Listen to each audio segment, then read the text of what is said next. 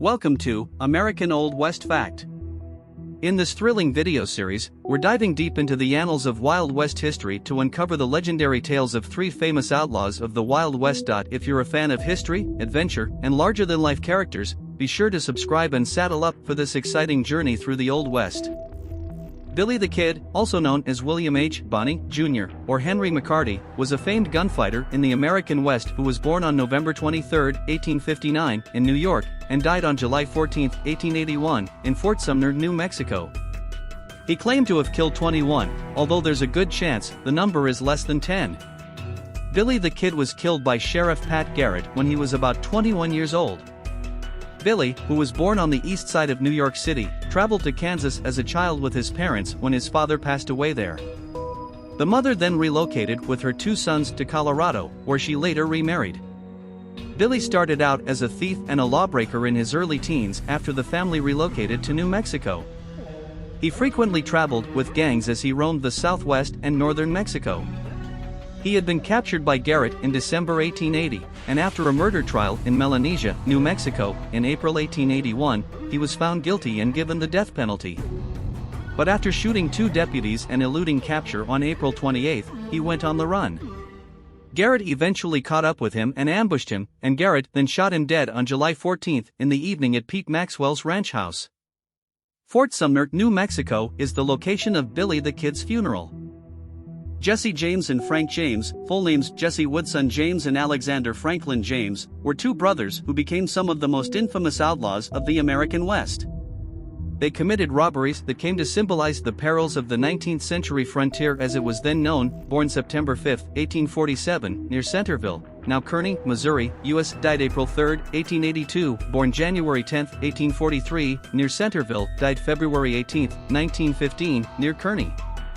Jesse and Frank, who were raised on a Missouri farm, shared their family's support for the South when the American Civil War began in 1861. Frank befriended Cole Younger, another member of William C. Quantrill's Confederate rebels. Jesse adopted the same strategy and joined Bloody Bill Anderson's rebel group. The band submitted to the government after the end of the war, but Jesse reportedly suffered serious injuries after being shot by federal soldiers while operating under a truce flag. On February 13, 1866, he and Frank robbed a bank in Liberty, Missouri with the assistance of 8 additional men. This marked the start of their career as outlaws. Cole Younger joined the gang that same year, and over the next few years, the other Younger brothers joined the gang one by one. Beginning in 1873, the James gang started robbing banks all over the country, from Texas and Alabama to Iowa. Stagecoaches, shops, and people were targets for the bandits as well. Their exploits were plagiarized and idealized by writers throughout and after their long careers to satisfy the needs of Eastern readers for gory Western tales of derring-do. Jesse developed as a romantic character to the Missouri Ozark people, pursued into a life of crime by authorities who never forgot his loyalty to the South. In reality, Jesse and Frank constantly looked for ways to defend their banditry by citing persecution. He was tried for murder in Missouri and found not guilty, tried for robbery in Alabama and found not guilty, and finally tried for armed robbery in Missouri and again released. A free man, he retired to a quiet life on his family's farm, dying in 1915 in the room in which he was born. John Henry Doc Holliday was born in Georgia in 1851. He came from a well-off family and wanted to be a dentist.